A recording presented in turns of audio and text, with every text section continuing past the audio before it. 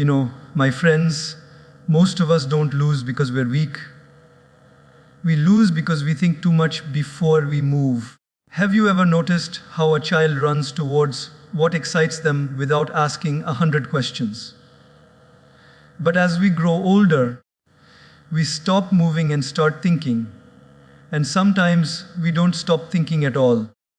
Overthinking is like sitting in a rocking chair.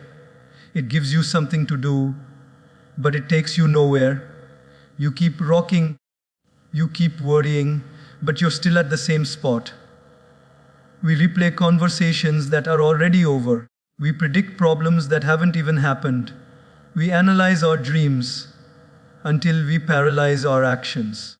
And then we wonder, why isn't life changing? The truth is, your mind can be your greatest friend or your worst enemy. When you overthink, you turn your own mind into a battlefield. You start fighting with yourself instead of moving forward. So today, let's understand why overthinking is the enemy of progress and how to break free from it. Because peace is not found in endless thinking. It's found in decisive living, in trusting God's timing, and in taking the next small step with faith.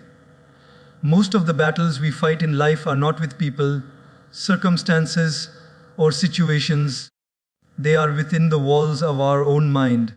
Overthinking is like creating thunderstorms in your head while the sky outside is completely clear. It's the art of creating problems that don't even exist. We sit for hours thinking about what might happen, what could go wrong, what they might say, and how it might end. And in the process, we miss the beauty of what is happening right now. The mind becomes a stage, and we play every possible tragedy on it. But the irony is, most of the fears we imagine never come true. Have you ever noticed how our minds behave before we make a big decision? Suppose you're offered a new job opportunity or a chance to start a business you've always dreamed of. The first moment you feel excited, your heart says yes, but then the mind takes over. What if I fail? What if people laugh? What if this doesn't work? That's how overthinking begins, not as a problem, but as protection. The mind tries to keep you safe from pain, but in doing so, it also keeps you safe from growth.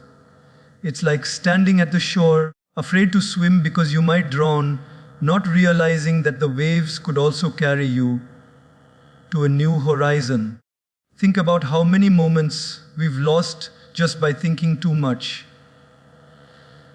A person wants to express their feelings to someone they love, but overthinks, what if they reject me? And years later, they still wonder what could have been. Another person dreams of sharing their art with the world, but fears being judged, so they keep it hidden in their drawer. Overthinking builds invisible walls around us.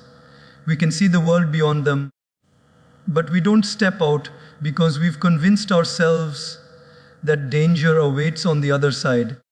It's strange how powerful the mind can be.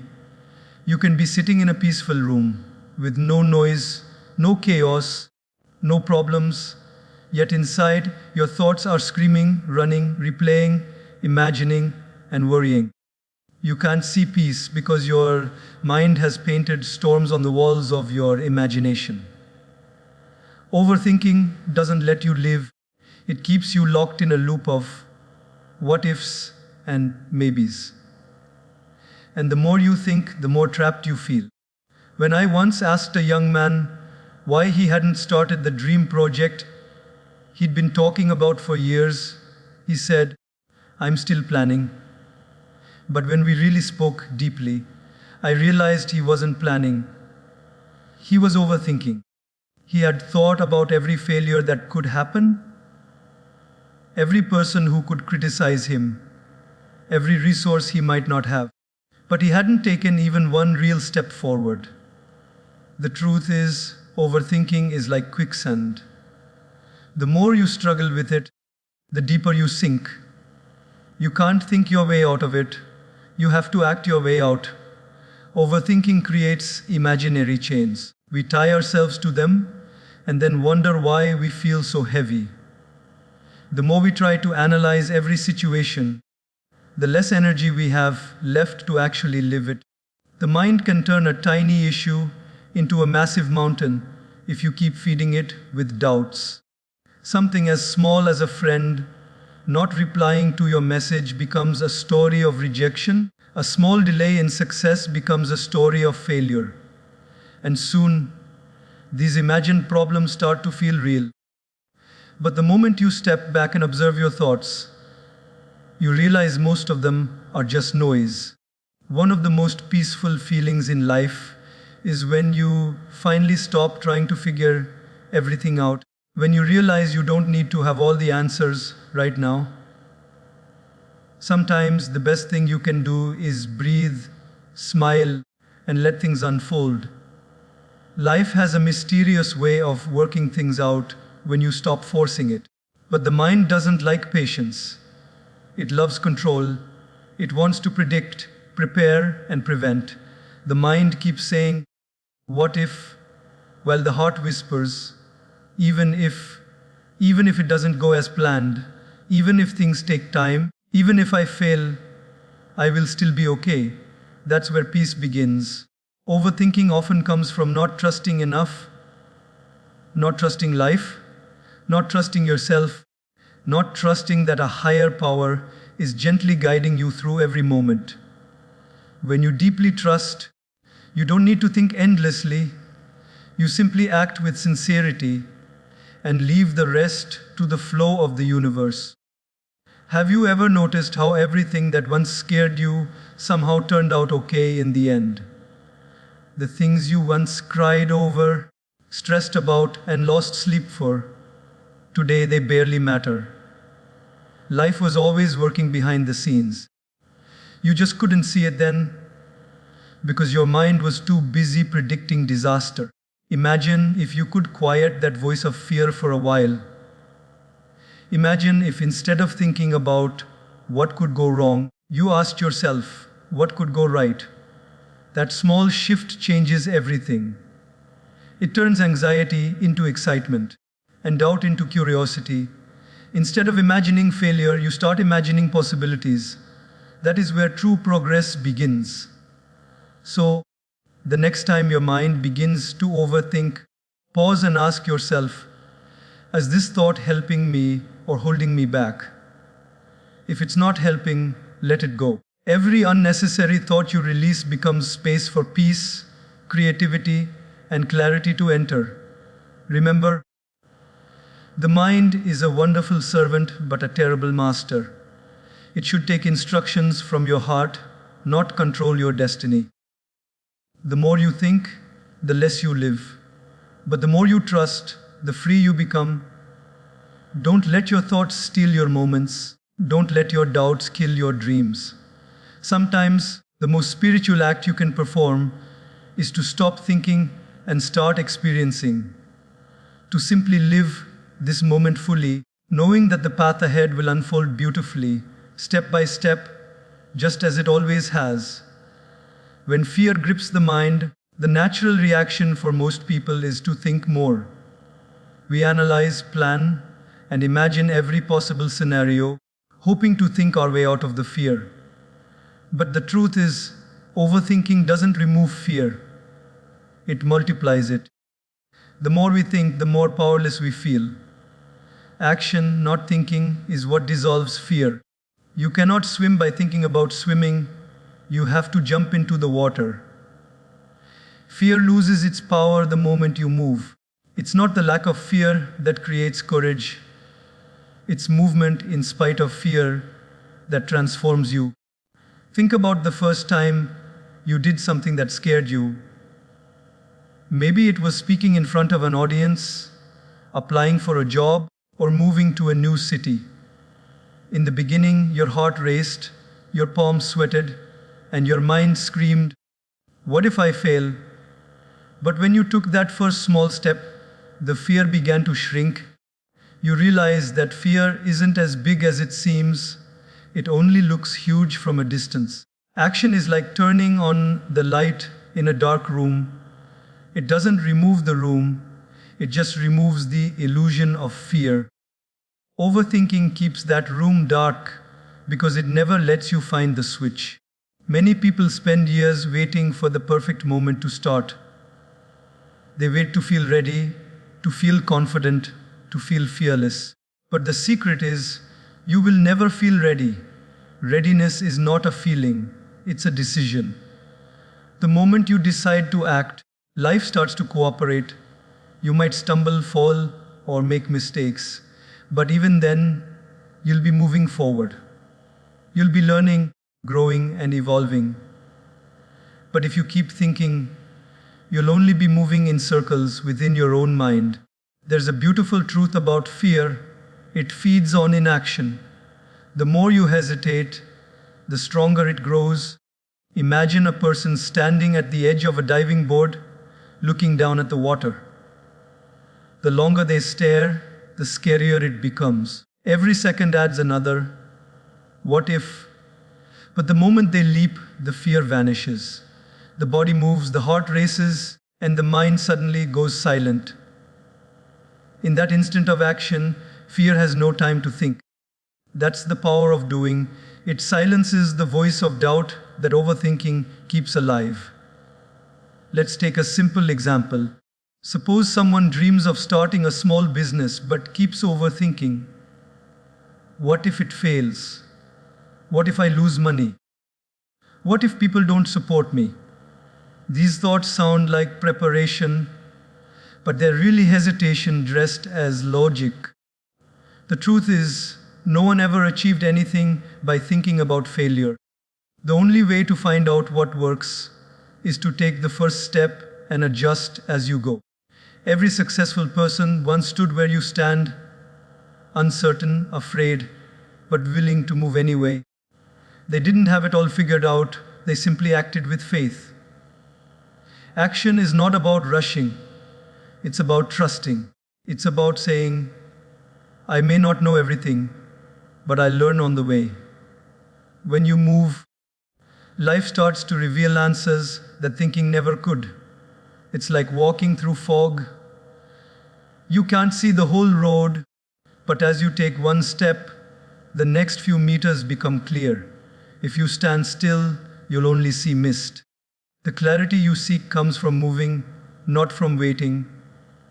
Overthinking, on the other hand, is like standing at the gym door, analyzing how to lift weights, instead of actually lifting them. You can read all the books on fitness, plan all the routines, but nothing will change until you pick up the dumbbell. Life rewards action, not intention. Every step you take builds momentum, and momentum builds confidence. Confidence doesn't come before action, it comes from action. You grow stronger by doing, not by debating. Sometimes we think we're being careful when we're actually being fearful. The line between wisdom and worry is thin.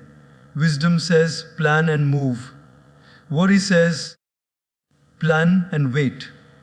The difference is movement. The river doesn't think about how it will reach the ocean.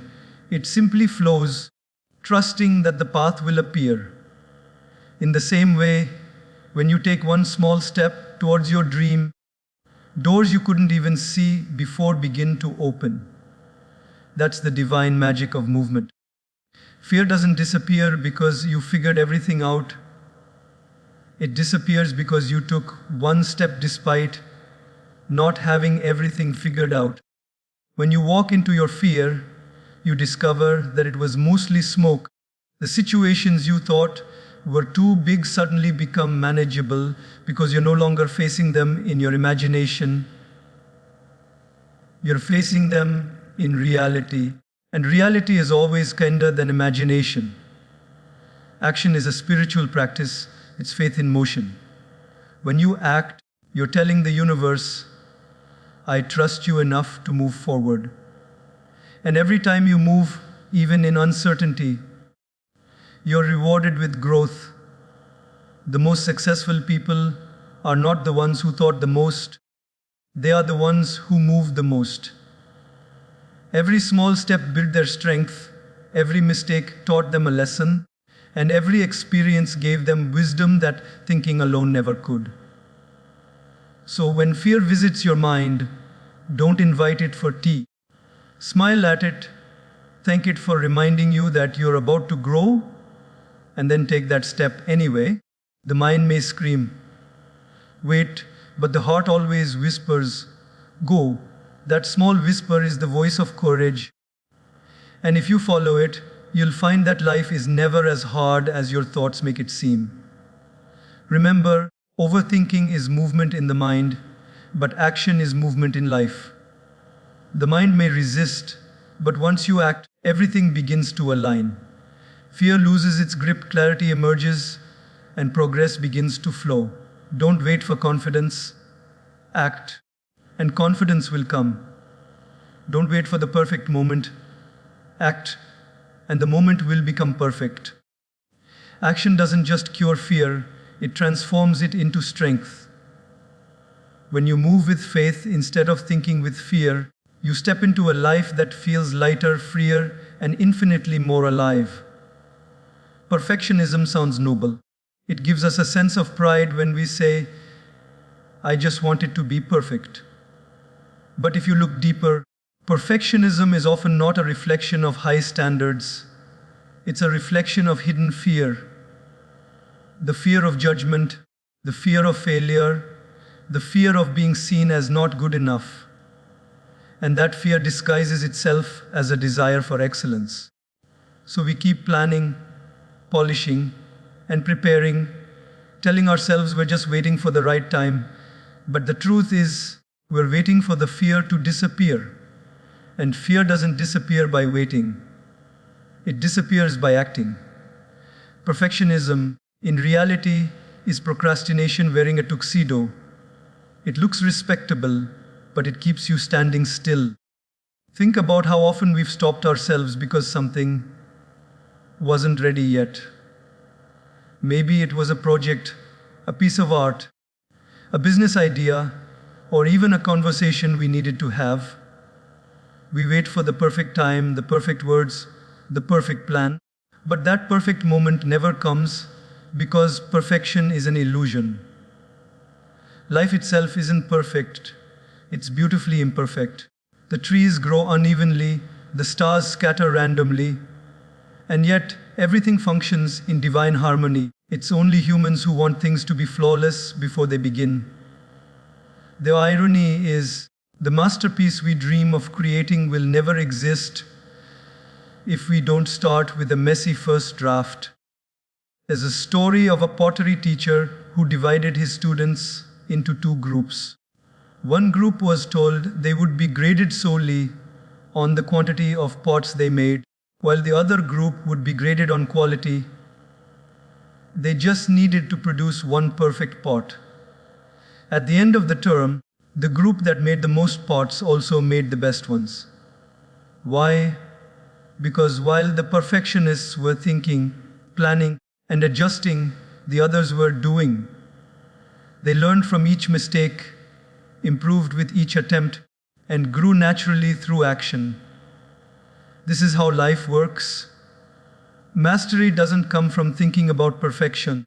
It comes from practicing through imperfection. Perfectionism keeps you in your head, not in your heart.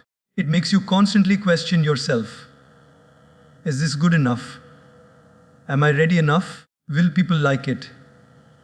It turns creativity into anxiety. You start working not for the love of what you're doing, but for the fear of what others might say. And the more you try to please everyone, the further you drift from your own authenticity. The truth is, people don't connect with perfection. They connect with honesty. A cracked voice in a song can touch the heart more deeply than a flawless one. A genuine effort carries more beauty than a polished mask. Many people lose years waiting to be perfect before they begin something they love. They want to be fit before going to the gym, fluent before speaking a language, experienced before applying for a job. But how do you get fit without starting? How do you get fluent without trying? How do you gain experience without acting? It's like wanting to learn swimming but refusing to enter the pool until you're good at it. Perfectionism keeps you watching from the edge, while courage asks you to jump in, even if you splash awkwardly at first. Because only those who start imperfectly ever arrive gracefully. In everyday life, we can see how perfectionism robs peace. A mother who wants her home spotless before resting will never rest. A student who rewrites their notes endlessly will never feel prepared. An artist who keeps erasing and redrawing never shares their work. And each one of them feels frustrated, not because they're not capable, but because they're holding themselves hostage to an impossible standard. The world doesn't need perfect people, it needs peaceful, sincere, authentic people who show up as they are and give their best in that moment. Sometimes, perfectionism is our way of seeking control. We want everything to go exactly as planned, so we think if we perfect every detail, nothing will go wrong. But life doesn't work that way. It's unpredictable, spontaneous, alive. When you surrender the need for control, you open yourself to flow. Some of the most beautiful things in life are unplanned. Laughter that erupts suddenly, opportunities that arrive unexpectedly, love that happens naturally. When we over-polish life, we remove its magic. There's also a hidden cost to perfectionism. It steals joy from the process. When you're too focused on outcomes, you forget to enjoy the journey. You stop noticing how much you've learned, how much you've grown, how much courage it took just to start. Every masterpiece began as a mess. Every great leader, speaker, or artist once looked awkward, stumbled over words, made mistakes, and doubted themselves. The difference between them and those who never begin is simple. They acted before they felt ready. They understood that progress is born from practice, not perfection. Perfectionism whispers that if you do everything perfectly, you'll finally feel worthy. But worthiness doesn't come from achievement, it comes from acceptance. You don't have to earn your right to try, to grow, or to begin. You already deserve to start. You're enough as you are, right now. When you act from that space, your actions carry peace instead of pressure. You stop chasing flawless results and start celebrating honest efforts. And ironically, that's when your work shines even brighter, because it comes from truth, not tension. The divine doesn't ask you to be perfect.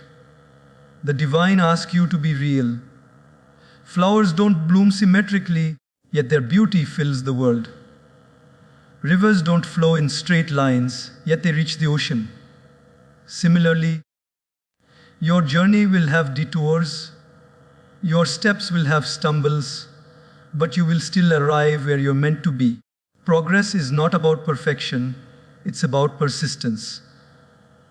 Every imperfect step forward is still a step closer to your purpose. So don't wait for perfect timing or perfect conditions.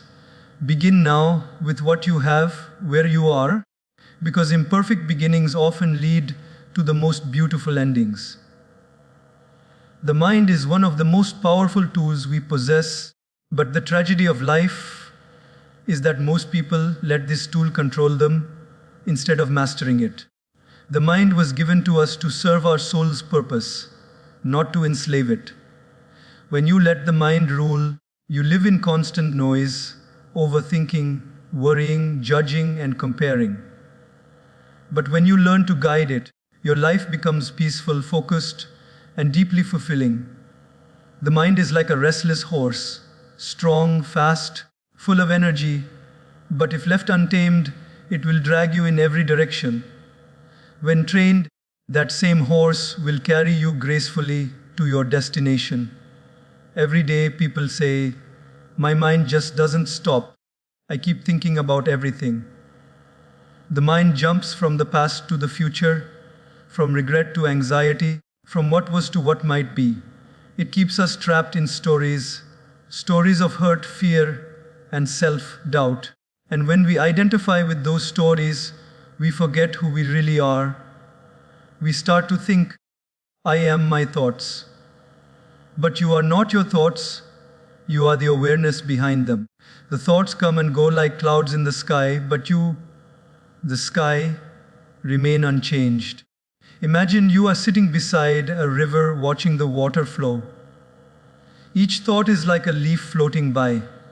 You can observe it, acknowledge it, and let it pass. But what most people do is jump into the river, grab the leaf, and get carried away by the current. That's what happens when you overthink. You stop observing and start drowning in your own thoughts. When you realize you are the observer, you reclaim your power. The mind still produces thoughts, but they no longer control your emotions or actions. You start living with clarity instead of confusion. In daily life, this awareness changes everything. Suppose someone criticizes you or says something hurtful. The untrained mind will react instantly. Anger, defensiveness, pain. It will replay the moment again and again. But a trained mind pauses. It sees the thought of anger rise and fall without becoming it. You can say to yourself, this is just a thought, not reality. And in that pause, you find peace. You stop giving others the power to disturb your inner balance. The mind may whisper negativity, but your awareness can choose silence. Another example is when you're chasing a goal or dream. The mind often fills you with doubt. You're not ready. You're not good enough. It's too hard. If you listen to those voices as truth, you'll give up before you begin. But if you recognize them as noise, as passing mental chatter, they lose their grip on you. You don't have to fight them or suppress them. Just watch them and act anyway. The mind will always speak. Your power lies in not obeying every word it says. Many people think peace means having no thoughts. But peace doesn't mean silence of the mind. It means silence from the mind. It means your thoughts no longer disturb your heart. You may still think, plan, and analyze, but those thoughts are directed by you, not the other way around. The moment you learn to use your mind like a tool, you can focus it like a laser. You decide when to think deeply and when to rest in stillness. You begin to live consciously instead of being pulled unconsciously by mental patterns. Think about driving a car. The car is incredibly useful when you're in control of the wheel. But if it starts moving on its own, it's dangerous. The same with the mind. If it's controlled by awareness, it takes you far. If it's running wild, it causes accidents, emotional, mental, and spiritual. That's why spiritual growth is not about adding more thoughts. It's about realizing that you are not the thoughts. It's about learning to sit in the driver's seat and steer your own life with calmness and clarity. This understanding transforms relationships too. When you stop identifying with your thoughts, you stop reacting from ego. You stop taking things personally. You begin to listen more and judge less.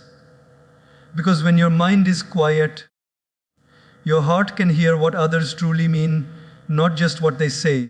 Most conflicts in life come from two overactive minds crashing against each other. But when even one mind chooses awareness over reaction, peace enters the space. The mind will always try to protect you by predicting danger or reminding you of the past.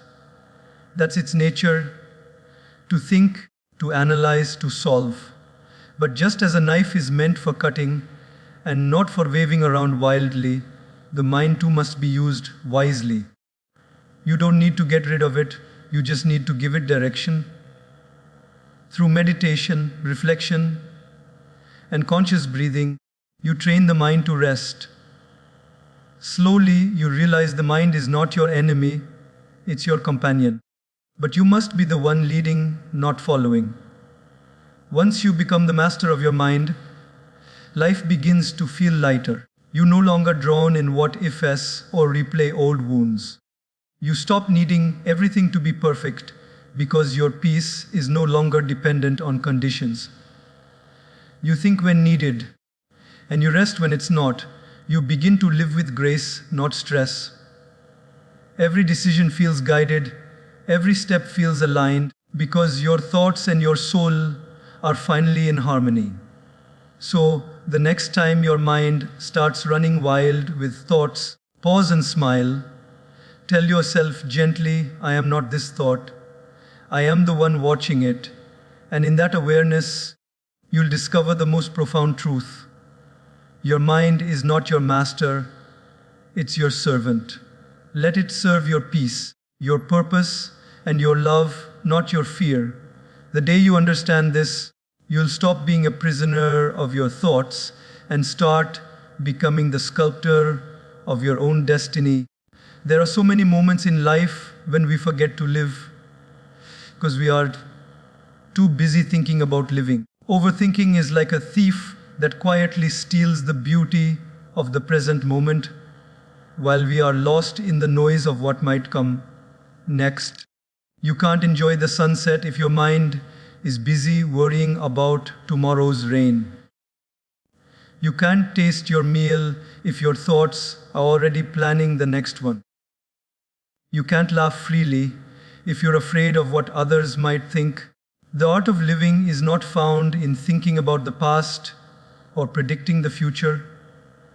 It's found in being fully here, right now. But overthinking doesn't allow that.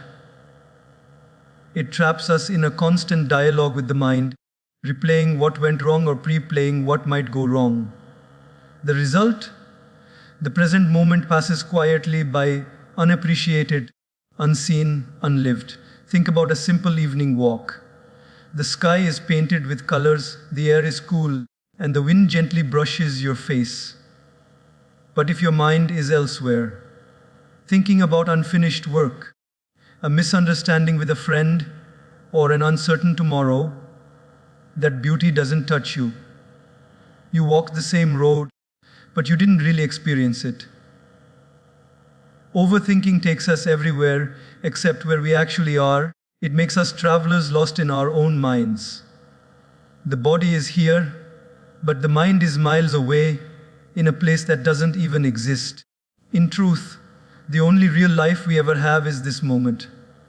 The past is just memory, the future is only imagination. The present is the only place where peace and joy exist. Yet, how rarely do we stay here? When we're eating, we're thinking about what's next. When we're talking, we're worrying about how we're being perceived. When we're resting, we're thinking about what needs to be done tomorrow. Life becomes a blur of moments missed because we're mentally absent from them. And then one day, we look back and realize that we were so busy worrying about the future that we never really lived the present. Overthinking not only steals peace, but also amplifies pain. When something unpleasant happens, instead of letting it pass, we replay it repeatedly in our minds. Each replay makes the wound deeper. Suppose a friend said something hurtful. It happened once, but by overthinking it, you make it happen 100 times inside your mind. The mind becomes a stage where the same painful scene plays again and again. You relive what's already over. You give your thoughts the power to extend suffering far beyond its original moment. One of the biggest lessons in life is learning to release what's not happening right now. Most people suffer not because of what's going on, but because of what they keep thinking about. The event might have passed, but the thoughts about it haven't. Peace begins the moment you say, "This is not happening now." The more you practice bringing yourself back to the present, the more you start noticing the quiet gifts life offers every second. The warmth of sunlight, the sound of laughter, the taste of your favorite tea, the comfort of silence. These are small, sacred experiences that only awareness can catch. Children are masters of living in the present. Give a child a small toy, and they will lose themselves completely in play. They aren't thinking about yesterday's mistakes or tomorrow's plans. They just are.